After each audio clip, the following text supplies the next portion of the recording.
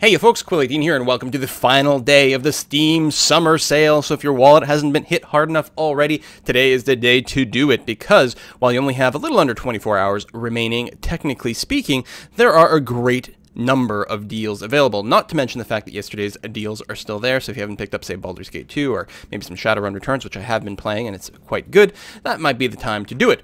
So if we go and take a look, though, at today's deals, so what are the ones that are really good that I would personally highlight? Obviously, there's lots of really good games here, some of which I've played, some of which I haven't played, but here are the ones you really want to look at.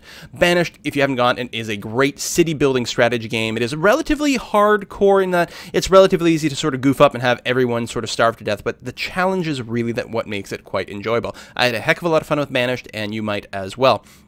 The other one that I have personally played a lot of and love a lot is Dragon Age Origins. Absolutely one of the best role-playing games to come out, possibly in all time. It is a really, really wonderful fantasy role-playing game. Great storyline, great voice acting, lots of choice in how you proceed, lots of different classes, and also the Ultimate Edition comes with quite a lot of extra content in there that comes out really well. Definitely, I can't recommend this enough. It is a really, really fantastically stunning game.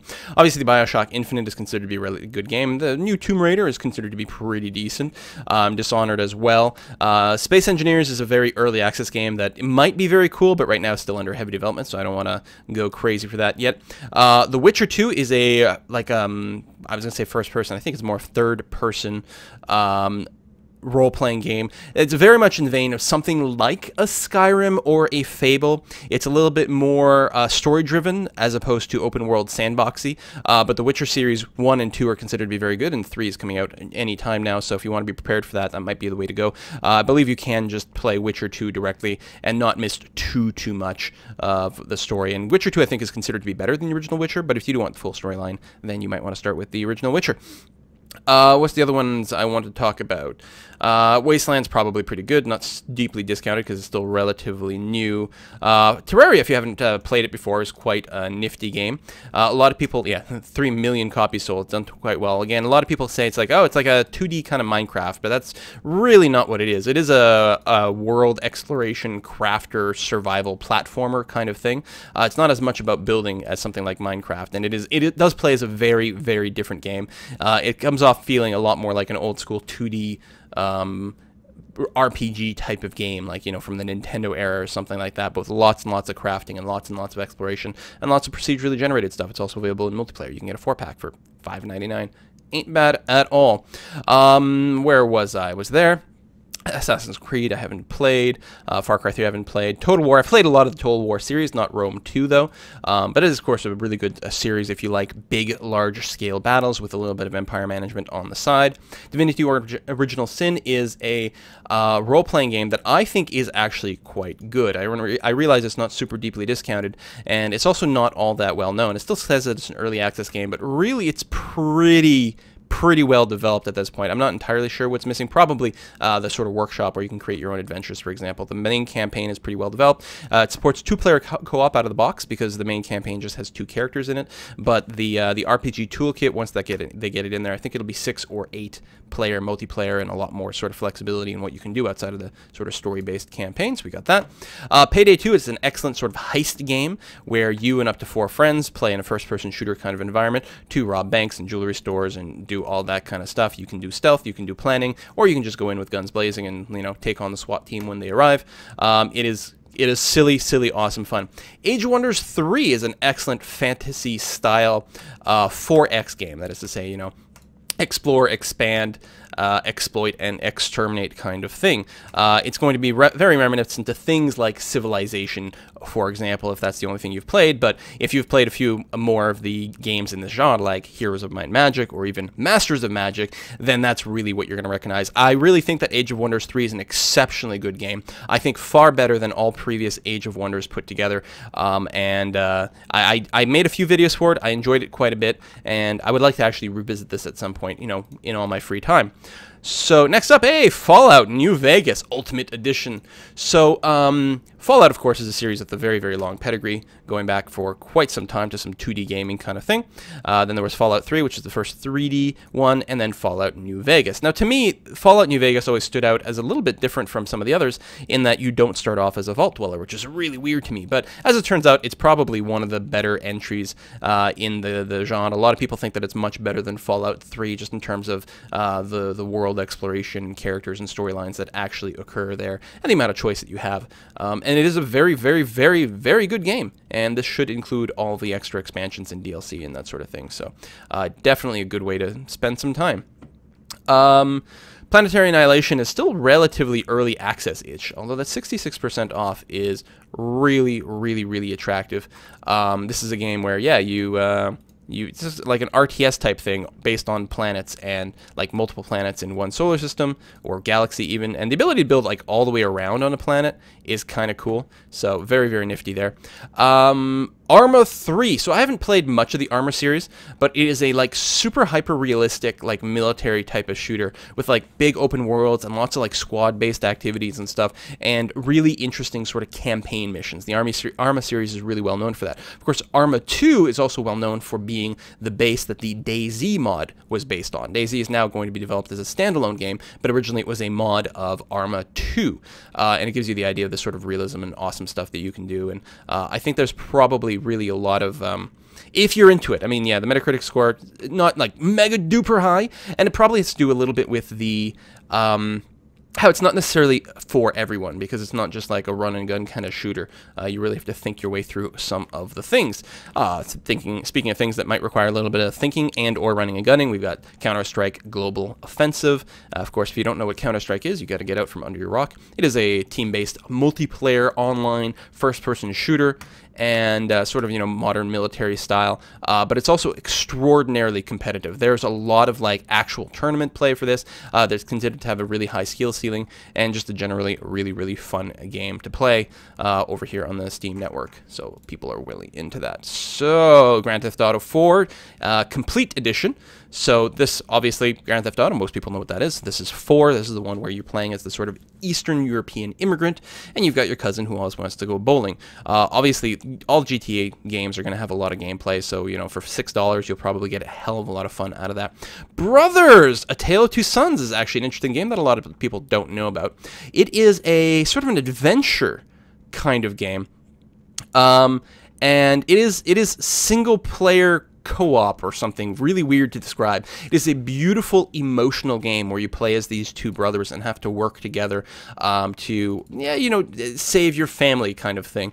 It is, everyone who's played it has said that it is like a beautiful, wonderful, unforgettable experience. I haven't had a chance to play it myself yet. You can see the Metacritic score is quite high. Of course, you know, critics do love, you know, emotional indie games, but I mean, it is beautiful, it is emotional, it's supposed to have a really good story and really, really great gameplay. A lot of people rave about this as being like a really exceptional game that a lot of people should try.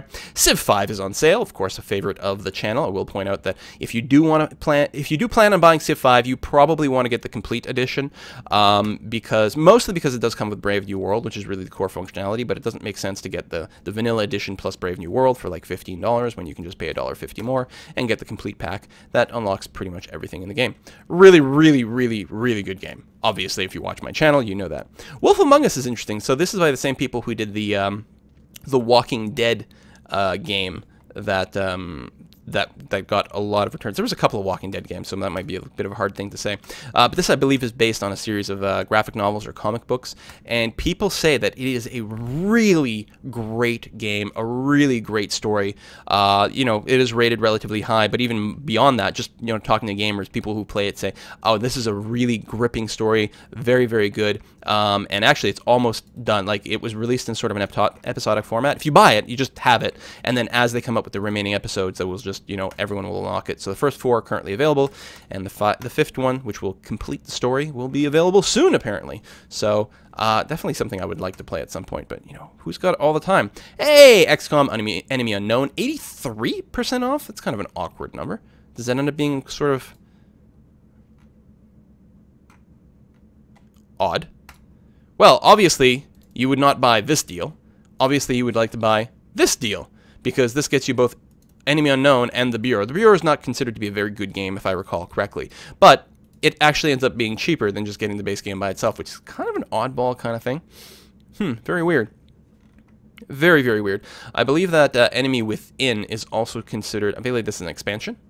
Yeah, is an expansion. I believe it's considered to be very, very good, possibly even better than the base game by itself. So you may want to go and check that out as well while it's on sale. This expansion is only 67% off, but there you have it. So I guess you would buy, I guess you can get the XCOM Complete Edition for $16.49. So it's not 83%. This is so weird.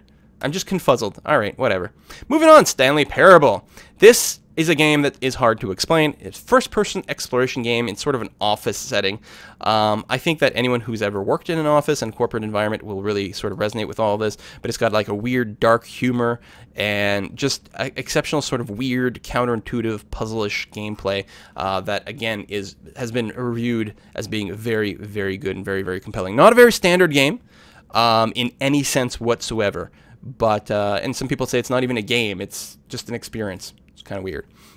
Oh, there we go, The Walking Dead Season 2. So I think this is the one from Telltale Games that is similar to the other one. Yeah, there we go. And again, really considered to be a very, very good set of games. And this is actually, yeah, the Season 2, because I think there was the original one with multiple episodes, and then they've started another one there. I haven't really been following this series too carefully or too closely. Hey, Episode 3 launch trailer as well, so they just keep putting out this content. Unbelievable. Batman Arkham Origins. You know, Batman games. They're kind of cool. I've only played Arkham Asylum, personally, but I enjoyed it quite a bit. I don't know about this one. It looks like the Metacritic score is not, like, through the roof, so that one with a grain of salt. Again, I can't talk about that one. I should have just skipped it over, just like I will skip over Metal Gear Rising. Borderlands 2 is great, though.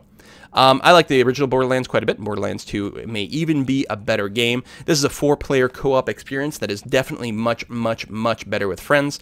It's sort of an open-world, sandboxy, alien kind of thing with some cool storyline. Quite a few different character classes and a lot of different options on how you level up those characters. Lots of items and that. It's got that sort of randomized item mechanic like you might find in an action RPG like a Diablo.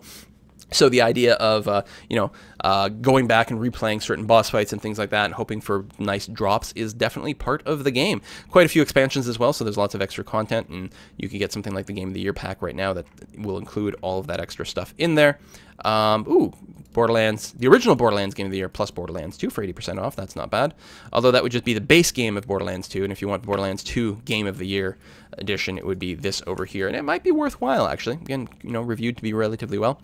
The 4-pack might be a good idea, and that might be the thing to do. Like, if you can play this with friends, it is so much better and so much more fun than playing alone. Actually, although playing alone still isn't bad. Kerbal Space Program, you build a spaceship and send it in space, and most of the time it explodes spectacularly. Obviously, a lot of YouTubers have made their careers making videos for Kerbal Space Program because it's very entertaining to watch, and also it's really difficult, and there's lots of different ways to design things, so it's pretty interesting. Still says it's an early access game. At this point, it does have a fair amount of content out there. It's been in development for quite a long time, so I would be, I'd say there's probably enough content in here to warrant even an early access. If you like playing with Legos and you like the idea of sending your Lego ships into space, consider getting Kerbal Space Program. South Park Stick of Truth, game based on the TV show, obviously, and animated to be extremely similar. In fact, it looks a lot like an episode of the show. Obviously, not for anyone who is sensitive in any way whatsoever, because it is crude and rude, and there's a lot of characters who are like, well, mostly Cartman, who's like uber racist, and oh man, it is just awful that way. But a lot of people really enjoyed playing it. Some of the controls were a little bit wonky, but it really does play a lot like an episode of the actual show itself. Dark Souls, very hard sort of RPG combat game, which I am not going to be touching because I suck at that sort of thing.